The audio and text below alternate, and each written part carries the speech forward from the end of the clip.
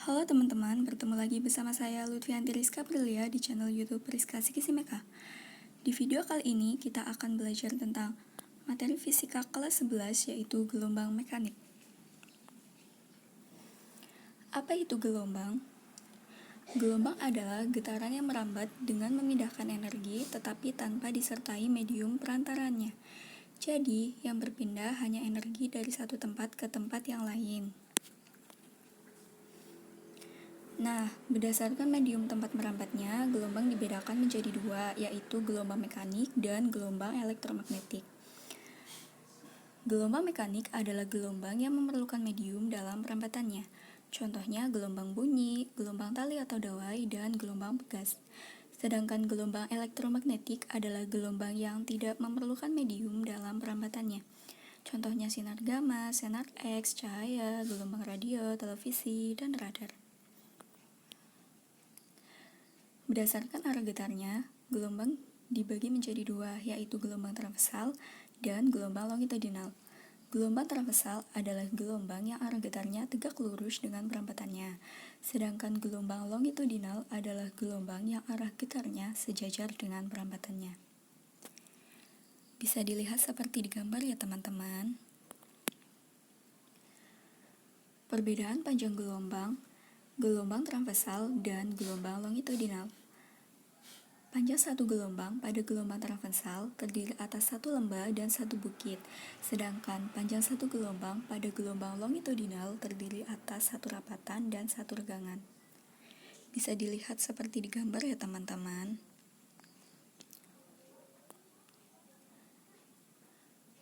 Berdasarkan amplitudenya, gelombang dibagi menjadi dua, yaitu gelombang berjalan dan gelombang stasioner. Gelombang berjalan yaitu gelombang yang amplitudenya tetap, contohnya gelombang tali. Sedangkan gelombang stasioner yaitu gelombang yang amplitudenya berubah, contohnya gelombang pada dawai atau gitar. Untuk rumus-rumusnya seperti gambar ya teman-teman. Gelombang berjalan. Gelombang berjalan adalah gelombang mekanik di mana setiap titik yang dilalui oleh gelombang bergetar harmonis dengan amplitude yang sama besar. Ketentuannya, pada gelombang berjalan, gunakan tanda positif jika gelombang pertama merambat ke atas, dan gunakan tanda negatif jika gelombang pertama merambat ke bawah. Kemudian, gunakan tanda positif jika gelombang merambat ke kiri, dan gunakan tanda negatif jika gelombang merambat ke kanan. Rumus cepat rambatnya yaitu V sama dengan lambda dikali F. Persamaan umum gelombang berjalan yaitu Y sama dengan plus minus A sin omega T plus minus Kx. Besaran-besaran pada gelombang. Satu gelombang terdiri atas satu bukit dan satu lembah atau satu rapatan dan satu regangan. Periode atau T adalah waktu yang diperlukan untuk terjadinya satu gelombang. Frekuensi atau F adalah jumlah gelombang yang melewati suatu titik tiap satuan waktu. Satuan frekuensi adalah Hertz. Panjang gelombang atau lambda adalah jarak yang ditempuh oleh gelombang selama satu periode. Amplitudo atau A adalah simpangan maksimal dari gelombang. Satuan amplitudo adalah meter. Simpul atau S adalah simpangan minimum dari gelombang. Kemudian, cepat rambat gelombang atau V adalah jarak yang ditempuh tiap satuan waktu. Rumus cepat rambat gelombang yaitu V sama dengan lambda per T atau V sama dengan lambda dikali F, di mana V sama dengan cepat rambat gelombang, satuannya meter per sekon, lambda sama dengan panjang gelombang, satuannya meter, F sama dengan frekuensi, T sama dengan periode.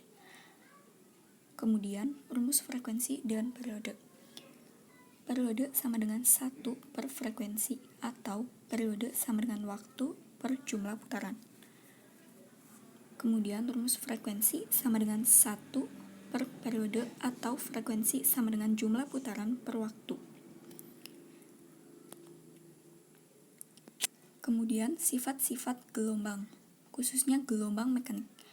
Yang pertama yaitu dibelokkan atau disebarkan atau difraksi. Yang kedua yaitu dipantulkan atau refleksi. Yang ketiga yaitu dibiaskan atau refraksi. Yang keempat yaitu dipadukan atau interferensi. Difraksi gelombang.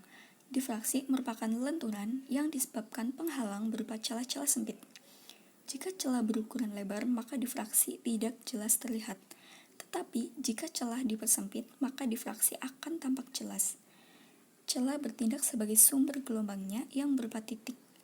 Muka gelombang yang melalui celah dipancarkan berbentuk lingkaran-lingkaran dengan celah tersebut sebagai pusatnya. Contoh peristiwa difraksi yaitu misalnya saat kita mendengar suara mesin mobil di tikungan jalan, tetapi meskipun kita tidak melihat mobil tersebut karena terhalang oleh bangunan tinggi di pinggir tikungan. Kemudian pemantulan gelombang. Pemantulan gelombang dapat diamati pada tali yang ujungnya diikat dan ujung lain diketarkan.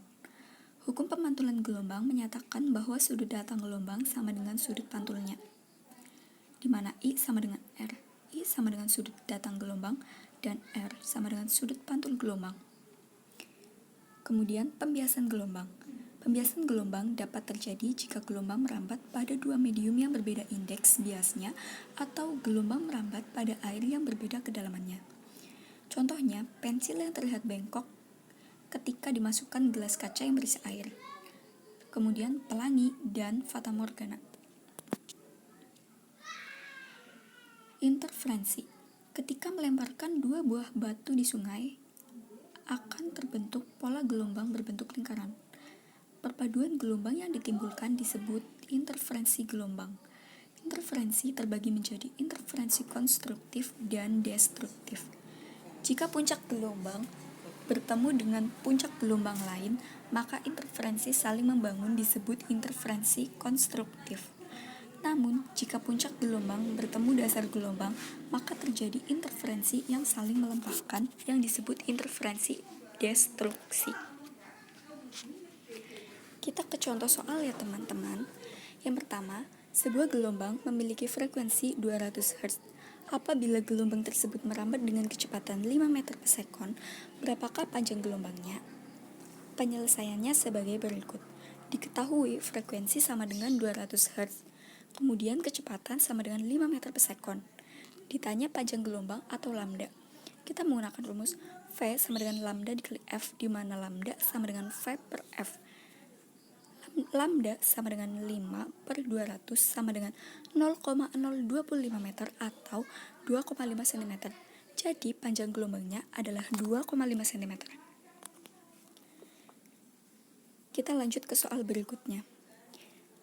Sebuah gelombang dengan panjang gelombang 10 cm memerlukan waktu 0,1 sekon untuk menempuh satu panjang gelombang.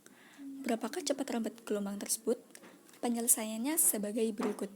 Diketahui lambda atau panjang gelombang adalah 10 cm atau 0,1 meter. Kemudian waktu atau T adalah 0,1 sekon. Ditanya cepat rambat gelombang atau V. Nah, kita menggunakan rumus V sama dengan lambda per T, di mana V atau cepat rambat gelombang sama dengan 0,1 meter dibagi 0,1 sekon sama dengan 1. Jadi, cepat rambat gelombang tersebut adalah 1 meter per sekon. Nah, jadi gitu teman-teman materi kita kali ini. Semoga apa yang saya sampaikan dapat bermanfaat dan sampai jumpa di video saya berikutnya. Terima kasih.